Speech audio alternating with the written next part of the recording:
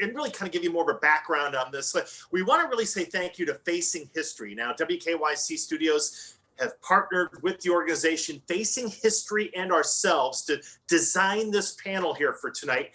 Facing History is a national organization. They're dedicated to addressing racism, anti-Semitism, and prejudice through education. Now, in the words of our illustrious and esteemed Director of Advocacy and Community Initiatives, Margaret Bernstein, Facing History is really doing excellent work in our community in Cleveland, re-educating not just students, but also adults on the reality of how structural racism is being embedded in our nation's history. And all of our panelists tonight were referred to us by the Facing History staff. So again, tip of the cap to them for helping us put this together tonight, Sarah.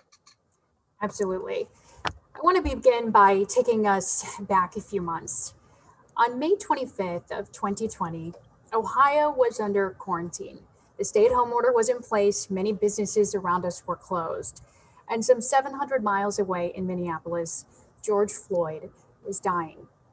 In the days that followed, we were all watching this unfold on television. The 8 minutes and 46 seconds that George Floyd and the onlookers around him were calling for help, while 4 police officers took a series of fatal actions, it marked a turning point. George Floyd's death and the months that followed marked a time where people saw their lives, their views, their relationship to all of these issues of social justice, systemic racism, and also inherent bias change.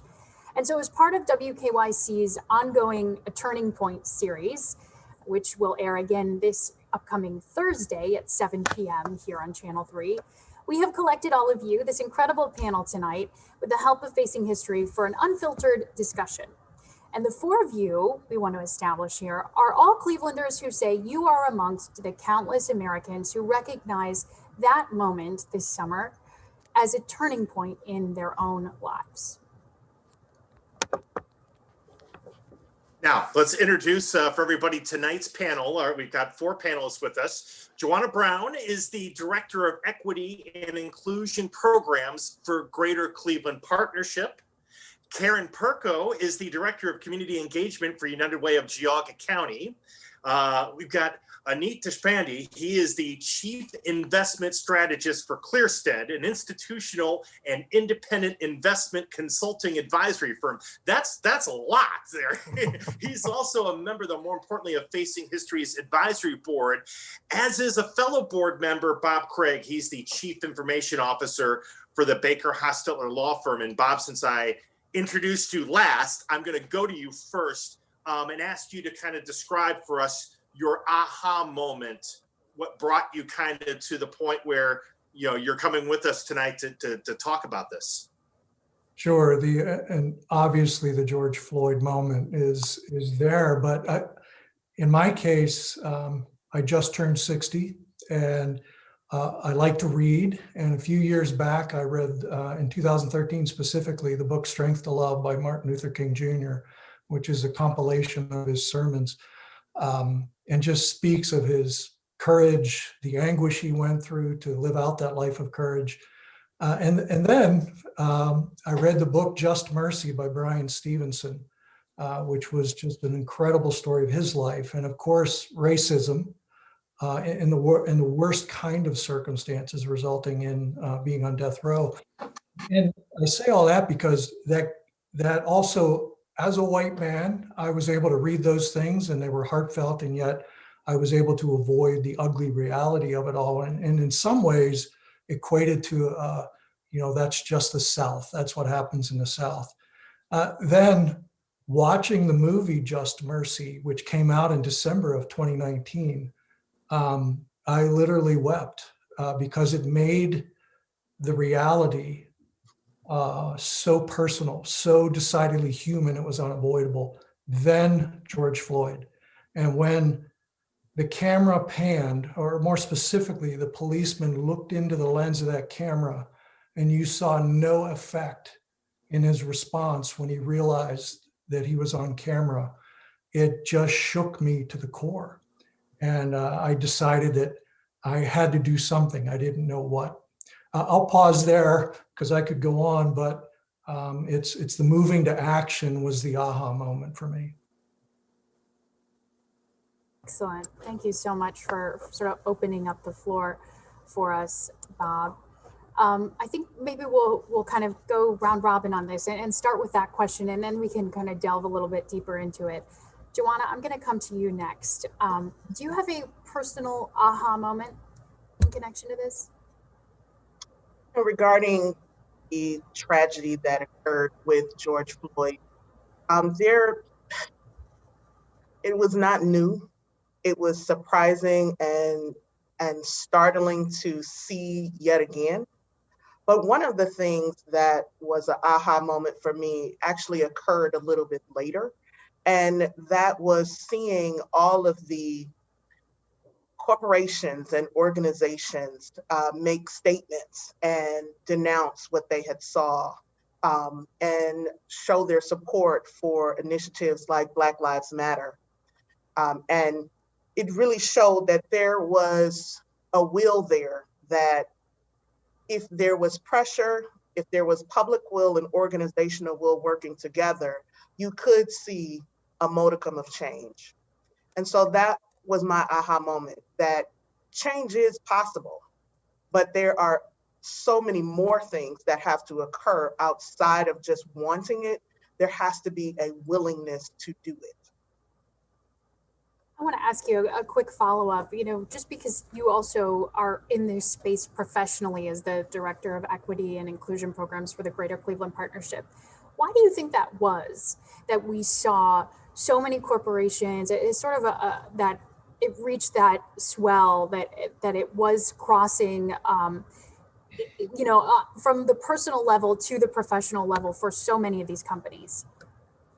I'll speak about Greater Cleveland Partnership as the largest metropolitan chamber in the nation. We too took some time to really look at ourselves and what could we do. And that charge was led by our board members as well as staff internally. And it was a reckoning. It was a turn. We talked about there being a turning point. It was an opportunity for corporations and leaders to actually hear, not just hear what somebody was saying, but they had the front row seat to actually see the impact of what it was like for just eight minutes plus, to see what it was like to be African American in police custody. And we all know that this is not all the time, but in that time, it happened one too many times. One time is too many times. And so corporations had their stakeholders that were pushing them to actually make change, to actually address it. Not only, and the stakeholders were both internal and external.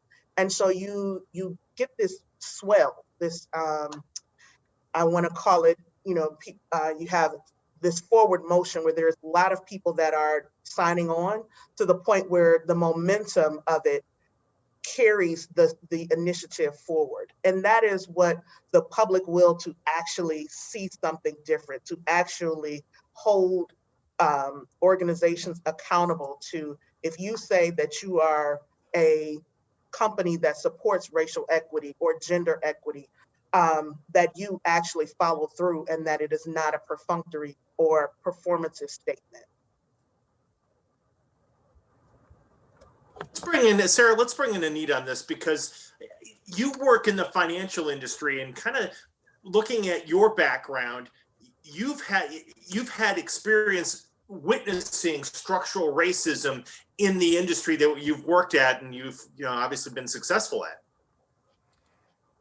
Yeah, it's very true. And the industry, I would say, is also having its moment now. Much like Joanna noted with other companies, or just corporate America in general. It's an industry that's been, that has been typified by certain attributes of people that have succeeded in the industry. So, what we're trying to really do and focus on now is, how do we play a role and play a part in expanding that and helping not only diversity and inclusion, but addressing the sad state of what we witnessed last year. Is there a specific aha moment that you can tie yourself back to? Any? For me, it was sort of a combination of things. My father and mother immigrated to this country 60 years ago. My dad went to University of Alabama in the Deep South and University of Arkansas after that. I grew up in Louisville, Kentucky. And, the Breonna Taylor case was one that really struck home with me because it was back home.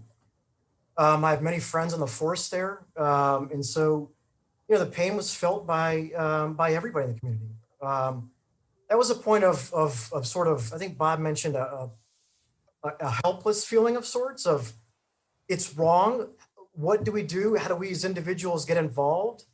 How do we use our positions, our businesses to create change, to force change? So that was a point, I think, and it wasn't really a single point in time. It was just the straw that broke the camel's back.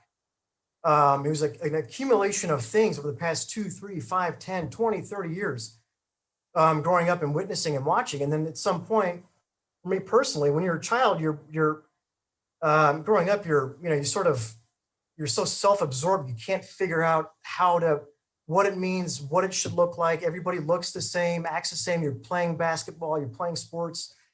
And then you get older in life and you start to see the realities of what I would say the systemic aspects of racism start to do. So that was a point that I think it just came to me where I decided it was time to start doing something. I love how you talk about that, the straw that broke the camel's back, because I think for many people, they can point to one moment, but it really was the mountain of moments they had witnessed that they've started to see change their mind or change their views on this. Karen, I want to turn to you now. Tell us about your aha moment. Yeah, I as a representative of the United Way, we're doing this work too. And the death of George Floyd really became an important part, but I have to preface that I have 3 grown children. I have 2 boys and a girl. And of course I worry about all 3 of them, but I worry in a different way for my daughter. And I think a lot of parents can relate to that. But following the death of George Floyd, I was in a meeting with my colleagues, and the conversation really was about that event. And it was centered around their fears as Black mothers and fathers, fears that they have every day regarding their sons' well-being and safety. And this was just such a contrast to how I worry for my children, how I worry for my boys. And I've never worried for my boys like that they might be a target or be questioned for not belonging somewhere. We drive around in our community oblivious to those kinds of fears and worries. And I hadn't really thought about the fact that most Black men are vulnerable in a way that my sons are not. So these conversations as they progressed really helped me see things through the perspective of my friends and the people that I work with in a way that I look differently now, even with my own family. And I think about, I watched Driving While Black, and that was really a pivotal show for me throughout this. It kind of tied everything together. And I don't know if you've gotten a chance to see it, but the ending is alarming. And I felt like I wanted to look away, but I felt it was my duty to keep watching. And as an advocate that I had to keep watching. So it just was really, the timing of everything and the conversation just personalized it for me. Joanna, I think you mentioned it, but we've all sort of, a lot of you have mentioned narrative storytelling, some folks that have helped drive these points home. The video of George Floyd and of his death, and the fact that we were all in this time and place, where we're spending more time at home, wondering what was going on in the world, the fact that we all saw that and experienced it together, do we think that that's maybe what made this a collective turning point for us? So I think the turning point really, this turning point was not for Black. We have known this occurs. This is not new news. We've been saying this since Trayvon Martin and beyond. I mean, you still have the Emmett Till. This is not new. It is for us. I believe that it is an opportunity for us to see our white allies actually hear us and actually feel what we feel. And even though their skin color may still provide them with a little bit of disconnect, social media is a powerful medium, and it draws you in any type of medium where you are watching, you are experiencing it just like the person that's there, if they're doing their job. And just having the opportunity to hold up a phone to expose people who have constantly said, oh, it's not that bad. Oh, you'll be okay. I mean, from our medical conditions on down, we Black people have been told that it's not that bad, you can deal with it, you're okay. It's been dismissed. Our entire humanity has been consistently dismissed. And so I don't think this is not about us. This really is about white people recognizing what is actually happening. It's like, it is an awakening to me in a lot of ways. Because I talk to my white colleagues and they say, I had no idea.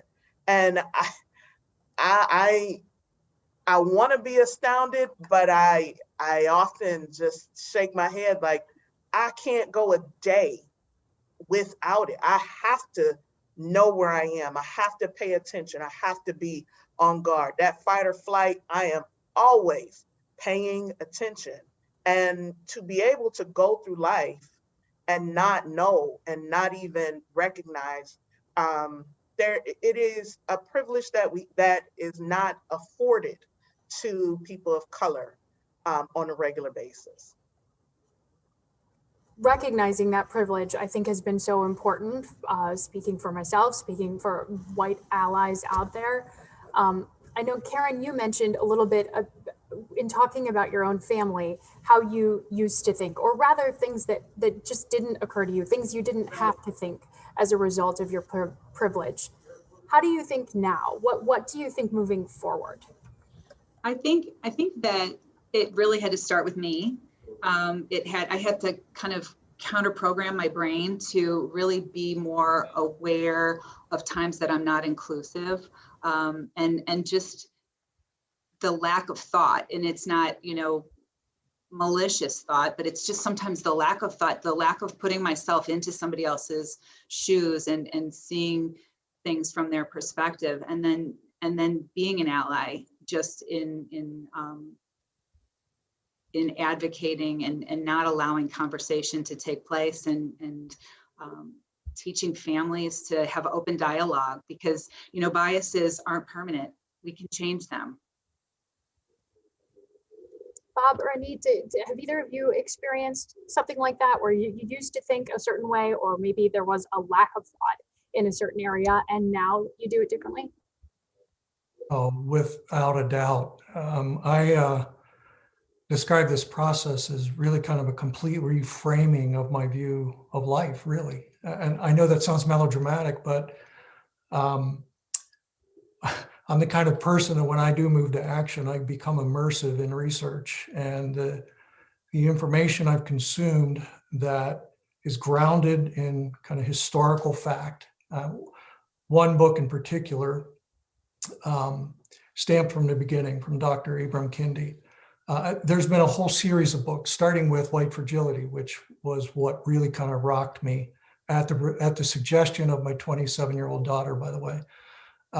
But the book Stamped from the Beginning is a historical account of the abuse of race and inequities associated with race, including all forms of structural racism. And I think it's so important, and that's why I'm so enamored with Facing History, is if we can re-educate people in an honest reframing of, frankly, American history. I think you really have to come to terms with the structural nature of the impediments that have been put in place for decades, centuries, for African Americans in particular, but people of color, you start to have a really deep sense of unfairness. And if you have any empathy at all in your heart, you have to want to do whatever you can to correct that. And there's layer upon layer of the injustices and layer upon layer of things that need to be changed. And so I'm still in kind of a state of reframing, politically, socially. Joanna's point about social media is true, but it's also dangerous. The echo chambers that you can get in to validate hateful positions, I believe, is dangerous. And so I have been kind of abstracting myself from, honestly, people I've been around for a very long time, because I've determined that some of those relationships are in fact toxic and will not let me move into that new reframing. Yeah, I agree with Bob. The reframing, I think, has been the biggest sort of internal challenge for me personally, is how do you take what we hear of as being structural in nature and personalizing, internalizing it, and thinking about how to turn that on its head. And the biggest challenge is, I think, for me personally, is being a minority myself, but being a privileged minority. And there's this inherent contradiction for so many people in this country that don't deal with the systemic nature of what has been imposed on African Americans for the entire history of this country. So there is a reckoning there that has to take place that forces everybody, myself included, to sit and rethink what that is and what that looks like, and how to move forward. And it's a number of things. It's how we invest in our communities. It's how we empathize towards our fellow humans. It's compassion. It's things that governments can't teach. It's things that have to come from within us as people.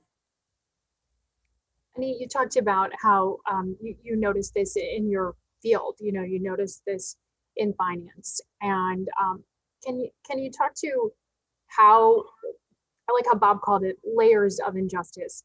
How do we remove some of those, at least in your, narrow purview of finance? How do we start to address some of those systemic issues of racism? It's tough. I think the being intentional is first and foremost. I mean, one, you have to come to grips that there's a problem. I think that's the first biggest challenge for people in the finance industry and the investment space in particular, because it's been dominated by white males. Now that's changing and it's evolving for the better. But being very intentional, whether it's establishing diversity and inclusion practices, whether it's partnering with organizations like Facing History, educating, but you can't fall prey to the same historical practices, because that will just lead us to the same outcome over and over again. And so it's searching out people that have the same skill set, the same table stakes that draw candidates into our business, regardless of color, race, religion, and taking a fresh look at what you want to be a part of. So it really is a function of, again, starting from within, but then really being vocal. And I think part of that means you have to be vulnerable to a certain extent and put yourself out there. And that's not easy for people to do. You have to challenge the status quo. You have to say, we need to do A, we need to do B. We have to change the way we view the industry and our business and ourselves. So, there's pockets of opportunity. And I think some of those things, I'm seeing a lot of it come to fruition now. So we're in the first batter of the first inning. So we've got a long ways to go, but it's happening. Well, we're playing the game, I guess, if we're right. Sticking with that analogy at this point.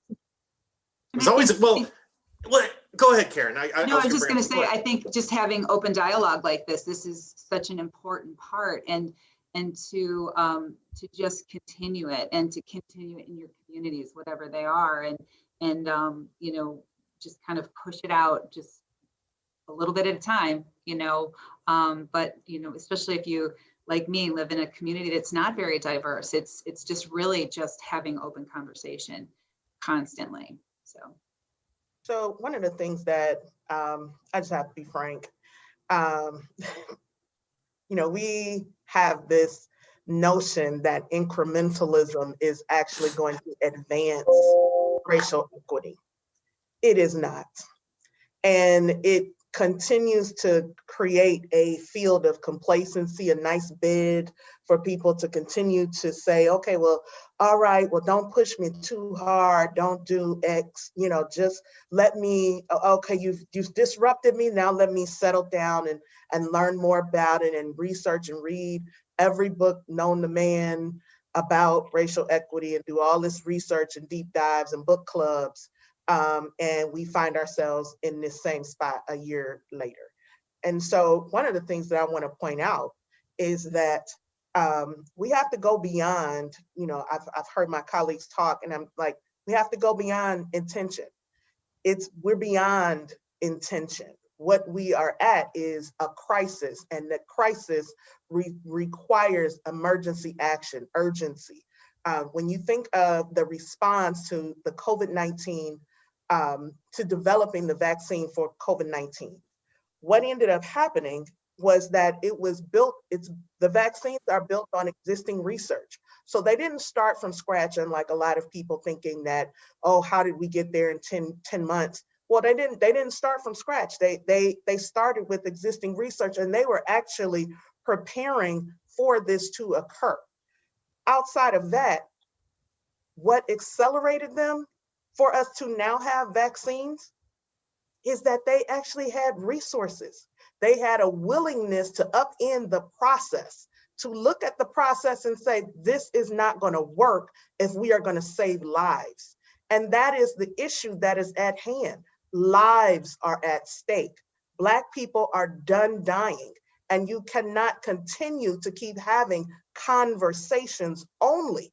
It has to be paired with action. And so, I applaud Bob, who said, I have to move beyond. I'm doing the research, but I have to continue to do more. And that's where the passion comes in. That's where the pressing comes in. I said at this point, it's a full court press. You made those statements in June. This is January. Where's your progress at? We should see some progress. We should see something. And, when I hear about different organizations, large organizations that have made these statements, and they still don't have any resources that have been put toward expanding these initiatives within their own organizations or in the community. How are we going to change? And how are you going to line up the actions with these beautifully crafted statements that you took a lot of time? I'm sure some lawyer looked at, made sure it was all together. And what we have is a beautiful package, but it's empty. And so we cannot just rest on intention. Intention is great, but we are at a point where intention change, a stark difference and change at 6 months, and 6 months minimum, but definitely in a year. Joanna, of course, there's just in this panel, there are 6 of us in this conversation right now. There are lots of people watching at home too. And I know it's part of my own white fragility to say, I don't know how to do the work. I don't know where to start. And I know there are people at home saying the same thing. What suggestions do you have for them? So I was at I'm going to go back to something. I was at a presentation. I am a proud alumni of Cleveland State University, and I am an alumni of their diversity management program, which is being revamped, plug that it will be starting again in the fall of 2021. Ta-Nehisi Coates came, and there was a person who asked a question, the similar question, what can we do? And he gave a prolific answer. And his answer was, I can't answer that. And he said, you know why? Because it is like asking the person whose neck you have your foot on, how can I help you? What can I do to move my foot off your neck? You're asking the person that is actually experiencing the trauma to design the intervention. While I can give you some suggestions, I really think that creativity is not limited to people of color. And I want to share and encourage my white allies and the people who are coming along on this journey for the first time or reigniting themselves to join in this journey, to be creative, to challenge yourself, to disrupt your own thinking. And so I can give you a lot of suggestions, but I promise you the ones that are actually going to work and stick are the ones in which white people own, lead, and move forward. Well said. Well, and I bring this up, just well said. There was a time in my former life on radio when in 2015, when we had the Ferguson protests, and there was also shootings going on in Dallas. And we wanted to spend a day on a sports talk show talking about these issues. And I remember being told by my bosses, no, you guys shouldn't get into that. And, you know, I even can remember though that we had some of our Black listeners say, you guys aren't qualified to talk about it because we're white, we have white privilege. And at the time I was upset. Now I understand. Maybe though the starting to talk and to get rid of the uncomfortability of this, does that start? I mean, is that at least gets the ball rolling, right? Well, this is conversations that we have all the time. But Black babies, we have, you know, you've seen a glimpse of the talk. Nike has done a tremendous job at amplifying certain things that go on in the African American community, and you know the talk, the look. These are things that we discuss day in and day out. Our children, we talk about it. And the fact of the matter is that I'm equipped, my children, you know, I don't have children, but my nieces, my cousins that are young, they're equipped to have conversations around race at a young age. It is not a taboo. And so what I find curious is that is something that is discouraged and even shot down a lot of times in white families. And make no mistake, I am coming at it as a Black woman. I don't want people to think that I'm only looking at this in terms of Black-white binary, because it is not. But those two intersections really impact a lot of the ways in which Black, Indigenous, people of color interact. And I would like to think that if there is significant breakthrough in that intersection, that it has the potential to continue to ripple through other people of color in terms of how they interact.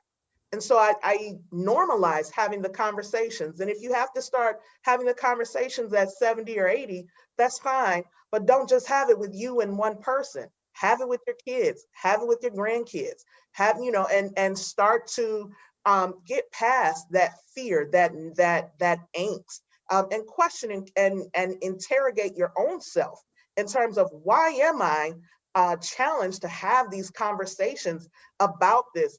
This is human nature, these are humans. They're humans just like me. They bleed just like me. They should be respected just like me. And why do I have this challenge in terms of seeing it that way and in terms of having conversations about it? Well, I think the conversations do need to be uncomfortable sometimes. Mm-hmm. They do. Bob, I want to ask you, as you were talking about interactions, Joanna, I was thinking, you mentioned that you've kind of taken stock of a lot of your own relationships, and you labeled some of them as toxic. When we talk about those ripple effects that, all of us in this conversation have acknowledged the importance, and how is that bleeding out into the rest of your life, into those other relationships and the way you evaluate them? Yeah, boy, I would have to boil it down to with other whites that I'm talking to. There's this, in my mind, hard to comprehend notion that we're in a post-race society. I don't know how anybody gets there, let alone stays there today.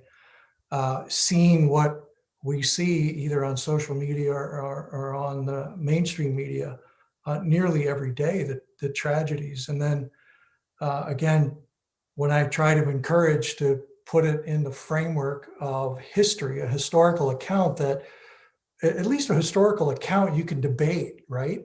It's a historical fact.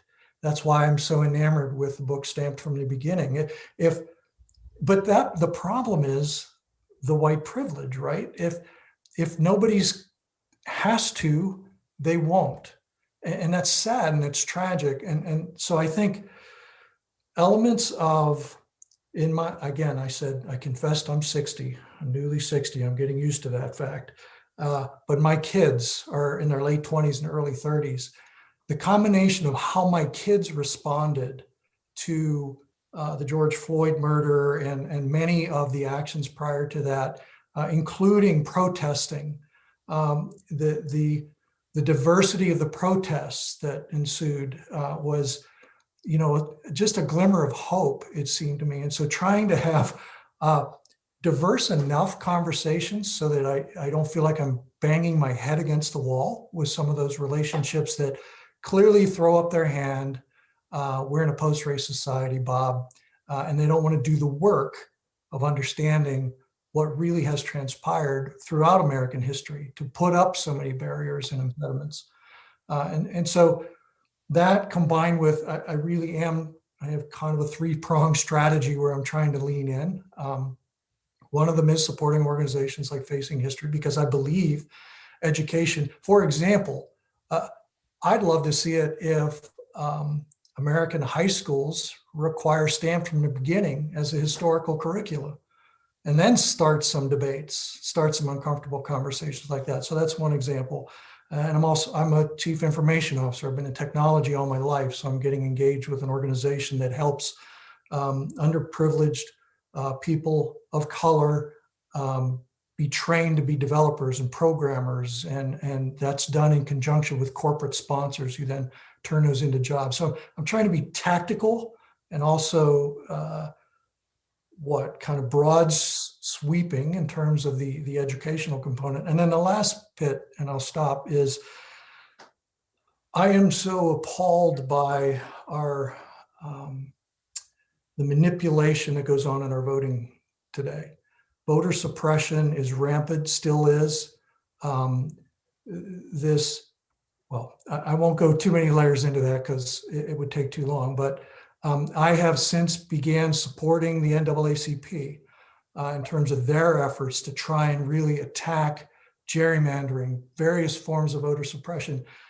If we want to call ourselves a just and fair society, how can we do that if every American who's qualified to vote not only has a chance to vote, but is enabled to vote, instead of the egregious barriers that are put in place and challenges that are thrown that impact people's ability to vote?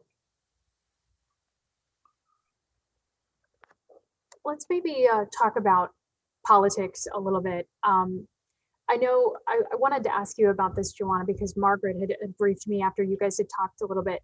You say it is necessary to untether diversity and equity from what would be maybe considered a liberal agenda. We have certainly seen, going back to even just COVID as an example, in another space, the politicalization of an issue. In this space, why is that so important to take this and get rid of any ties to a political party? Human life began well before there were political parties. And so valuing that and continuing to uphold the value of another human, the value of their life, the value of the what we have built America, to be billed as, the land of the free. You can have this American dream, and for some it's not a dream, it's a nightmare. But I think that there is a basic recognition that this is a human worthy of life, and that should not be worthy of life, worthy of liberty, worthy of freedoms, worthy of basic necessities, that should not be limited to only one party. And the way that it is playing out in the media, and the way certain responses are highlighted in the media, is that there is one party that is for diversity, equity, and inclusion, and the other party is not. And I can imagine that is woefully incorrect. But right now, there is a lot that kind of divides the party. And some of this is rhetoric that is totally incorrect. It's dog whistles, that go on. You hear these words, you hear these phrases that instantly somebody, oh, well, I don't want that because I'm afraid that they're going to be teaching a liberal agenda. And it's like, I'm trying to teach, stand from the beginning. I'm trying to teach a holistic view of actually what happened, not just the conqueror's, history. And when you think about that, that is something that should be promoted in all parties, especially all political parties. But right now, what we are presented with is a stark difference in terms of how the parties are embracing or rejecting equity and inclusion. And it is unfortunate because the people that suffer are the citizens. It goes beyond party. And so I struggle to understand why this is not bipartisan. And it should be, and it should not. That's why the comment that I made earlier to Margaret was that, we have to untether human equity, racial equity from political parties. In this age, I still am, it still baffles me why that is, why it is so strongly divided. And whether it's at the individual level where it's not, at the organization, at the system level, it comes across that way. And so I would encourage parties to, how can you unpack that? Because how can you unpack, reverse, address, acknowledge, apologize, so that you can move forward from these divisive tactics. But there are just certain things that, we want all people to be able to experience. And that's not occurring. We did see today that President Biden signed a series of executive orders with the attempt to tackle racial equity, and he cited George Floyd's murder as a turning point, which, of course, being as that's the name of our series, we certainly noticed that phrase being used. I know we've talked about various steps towards solutions tonight. Do you think that eventually, and this is just open to the panel, that these solutions will come out of government, or will they come out of our own hearts, our own homes? I think it has to be both, but I don't think it can happen without government support. Public policy, the criminal code, mass incarceration, gerrymandering. I mean, those are, when we talk about structural racism, it's public policy, and public policy only changes when politicians decide to change them. And so hallelujah for President Biden taking action, at least to send a strong signal that something structural is going to have to change. By the way, for the record, I'm 60 years old and I have voted for a Republican with the exception of the last 2 elections.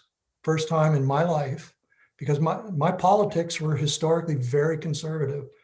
And that was a complete kind of untethering for me to come to terms with the fact that the party platform that I thought I believed in is, in my opinion, tragically off course. And it's more about power politics than it is about politics for a fair and equitable society.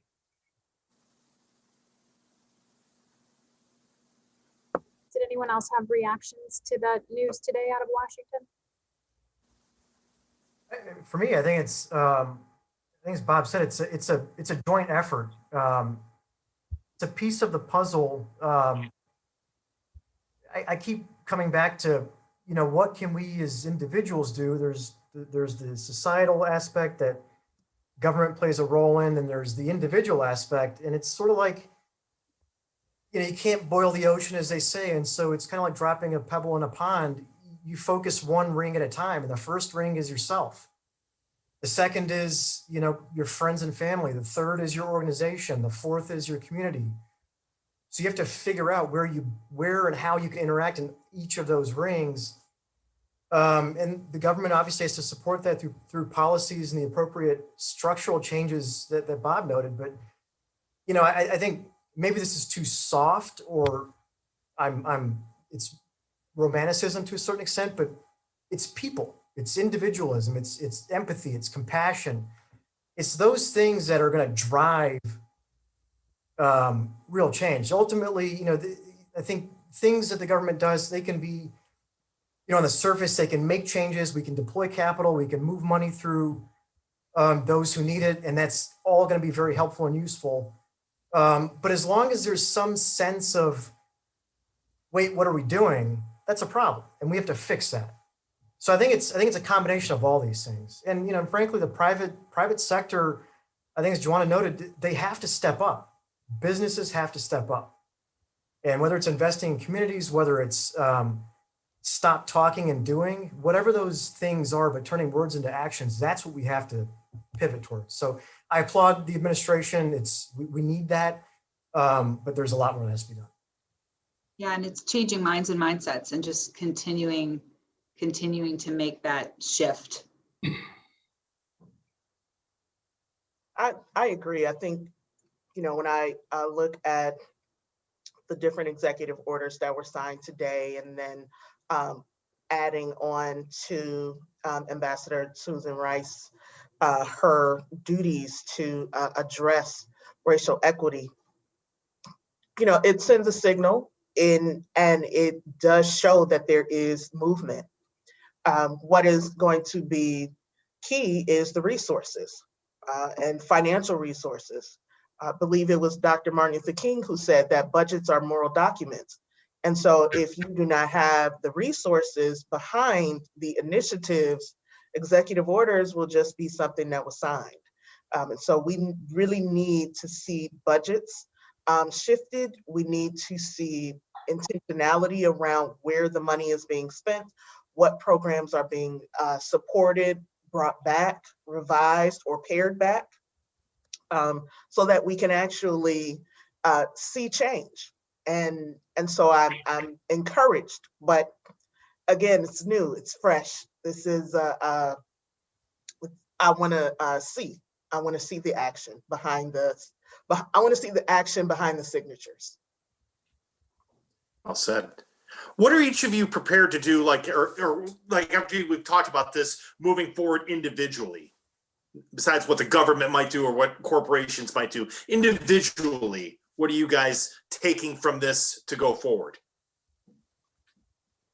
I think from my standpoint, it's really, and I keep saying it, it's changing minds, being a change maker. That's kind of how I'm looking at going forward. And I hear the conversation and I think about, and this is maybe not the right way to put it, but the death of George Floyd, we're very motivated to keep things moving. And it's like a great meeting, you know, you're really, really motivated after the meeting. And then 2 weeks later, you're like, oh yeah, I meant to do that.